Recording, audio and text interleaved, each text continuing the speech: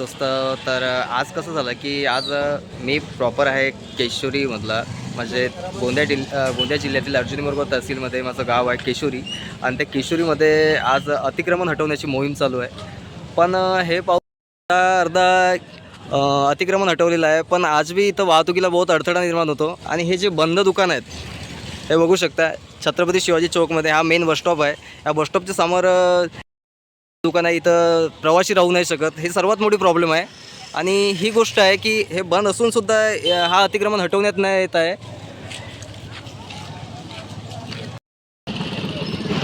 ह्या वाहतुकीच्या अडचणीमुळेच मागे इथं एक ॲक्सिडेंट झाला होता. त्या व्यक्तीने स्वतःचे 2 पाय गमावले. आणि हाच मेन जो बसस्टॉप, याच्यामधलं अतिक्रमण हटणे खूप गरजेचं आहे. आणि ग्रामपंचायतला वारंवार नोटीस देण्याच्या नंतरसुद्धा ग्रामपंचायत यावर ॲक्शन नव्हती घेत. हे जे बंद दुकान आहेत, हे जे बंद दुकान आहेत, त्याच्या मागे बी दुकान आहेत, त्या दुकानांच्या समोर दुकान ठेवला. आणि इथं हे टर्निंग व्हायला खूप जास्त वेळ लागते आणि बरोबर प्रॉपरली होऊ नाही शकत. ह्याच अतिक्रमणामुळे मागे इथं एक अपघात झाला होता आणि त्या मुलांनी स्वतःचे पाय गमावले. ह्या ठिकाणी झाला होता ॲक्सिडेंट. अशा पद्धतीनं वाहतुकीला सर्वात जास्त अडथळा होत आहे माझ्या गावामध्ये. आता ही बस तिथं लागल्यानंतर फायनली तो रोड पूर्णपणे ब्लॉक झाला.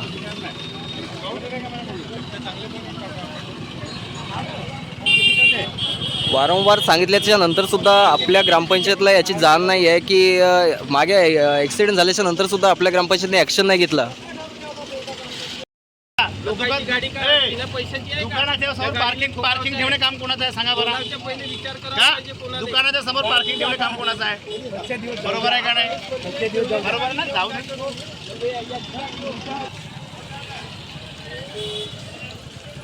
ही सध्याची वस्तुस्थिती आहे. आता त्यांच्यामध्ये बघू शकता या पद्धतीनं असा वादावाद झाला होता मागे. त्या वाहतूक पूर्णपणे हे होते, बंद होते.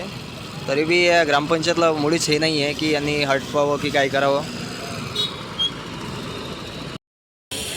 हा आपल्या गावचा बसस्टॉप आहे, केशोरी बसस्टॉप. तो बघू शकता, नाव आहे तिथं. आणि ह्या ढकल ठेल्यावाल्यांना यांनी व्यवसाय करण्यासाठी ही जागा दिली आहे. अगर व्यवसाय इथं करतील तर मग हे नेमके प्रवासी राहतील कुठे? हे माझ्या गावची नेमकी वस्तुस्थिती आहे. आणि याच्यावर ना ग्रामपंचायत ॲक्शन करत आहे, ना कोणता त्याच्याशी संबंधित कार्यालय ॲक्शन करत आहे. ही बघा, आता बस आली आहे आणि ही बस बसस्टॉपसमोर न लागता ह्या इथं ठेवण्यात येईल. आणि याच्याने वाहतुकीला किती अडथळा येते हे तुम्ही बघू शकता. हे बघा,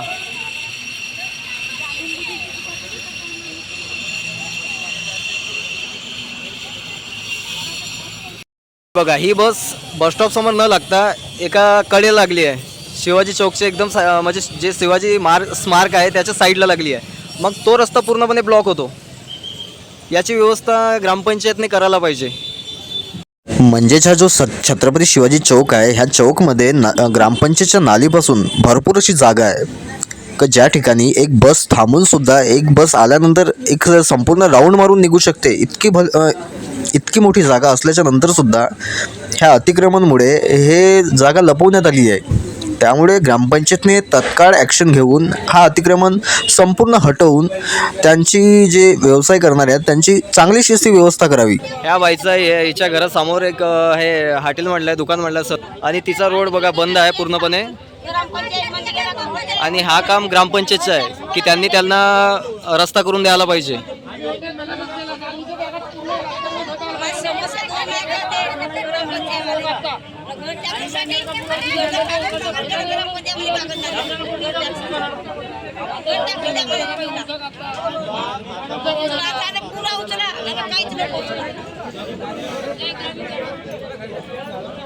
तुमच्या घरासमोर जर आपण अतिक्रमण मांडलं म्हणजे आमचं म्हणणं नाही ना, यांचा पोटाचाच धंदा करत आहे आणि तो जर उद्या उदरनिर्वाहासाठी बसला आहे त्या पद्धतीने त्यानं कसं करावं त्याचं सोल्युशन तुम्ही काढा. म्हणणं असं नाही का घराच्या समोर धंदे करा, हे म्हणणं नाही आहे.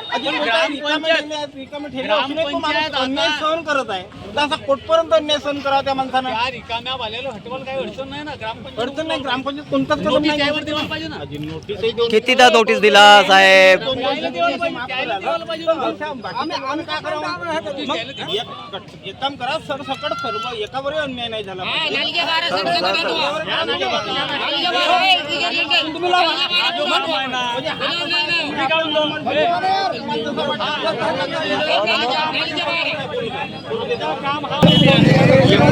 अतिक्रमण धारकाला नोटीस पाठवून झालेलं आहे हां ग्रामपंचायतीच्या वतीने फाईल ग्रामपंचायतीमध्ये पडलेली आहे हां आणि नोटीसमध्ये या हॉटेलवाल्यांनी लिहून दिला हां हॉटेलवाल्यांनी लिहून दिला का आम्ही पावसाळ्याच्या पूर्वी अतिक्रमण हटवू पूर्णपणे पूर्णपणे हां आणि पूर्णपणे हटवून दिल्याच्या नंतर मग आमचं अतिक्रमण काही चुकलं नाही हां. आमची जागा अलॉटमेंट केली होती तिकडे हां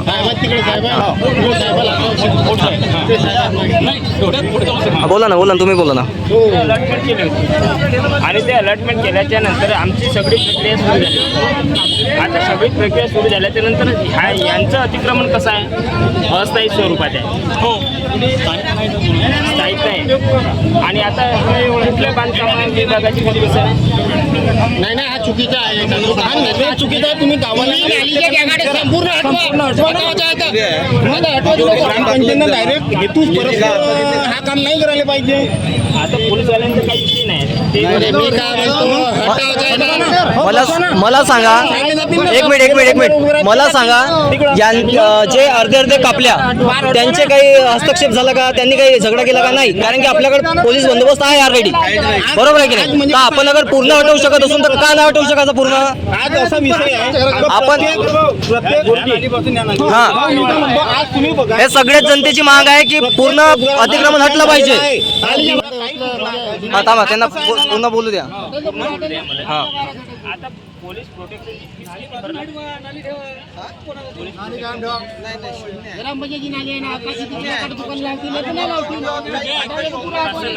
ते यासाठी आहे त्यासाठी देऊ काय त्यासाठी देऊ काय ग्रामपंचायत हे माजी सरपंच आहेत, ते जे म्हणत आहेत की ह्या अतिक्रमाची फाईल ऑलरेडी ग्रामपंचायतमध्ये ठेवलेली आहे पण अजून बी त्याच्यावर कारवाई करण्यात आलेली नाही आहे.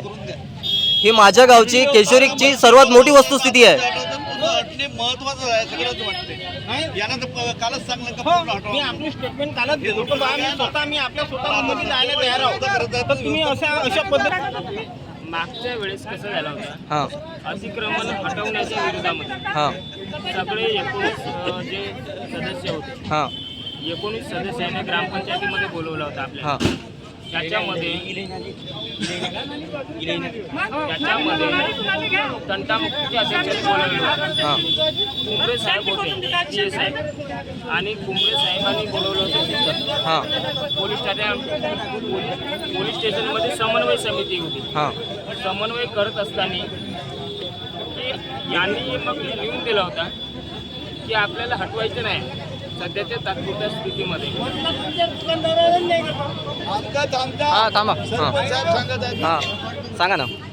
त्याच्यानंतर मी म्हणलो कुंभरे साहेब अशा पद्धतीने कारभार होत नाही. हां तो कारभार चालत नाही. तुमचा पोलीस प्रशासनाचा कारभार आहे. हां तुमचं काम आहे म्हणजे कायदा सुव्यवस्था सांभाळण्यात. बरोबर. ग्रामपंचायतीचा कारभार ग्रामपंचायतीच्या वतीनं होते. तंटामुक्तीची समिती उपसमिती आहे. तंटामुक्तीची समिती उपसमिती आहे आणि त्यावेळेस त्या तंटामुक्तीचे अध्यक्ष होते. त्यांनी मला तिथं पोलीस स्टेशनमध्ये बोलवलं. सरपंच कर्तव्य आहे हां की त्यांनी उपसमितीचा कार्यभार सांभाळत असताना किंवा म्हणजे समन्वय साधावलं पाहिजे हां. असं माझं वैयक्तिक मत नाही आहे किंवा दुमतही नाही.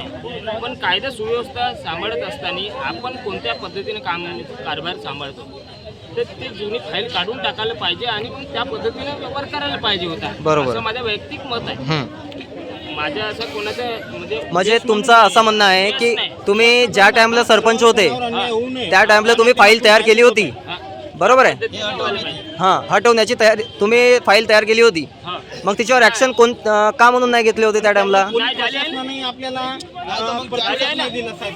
झाले आहे ना? त्यावेळेस पोलीस प्रशासनाने आपल्याला प्रतिसाद नाही दिला आणि आता यावेळेस जास्त प्रतिसाद दिला, याचं कारण मला समजून नाही राहिला.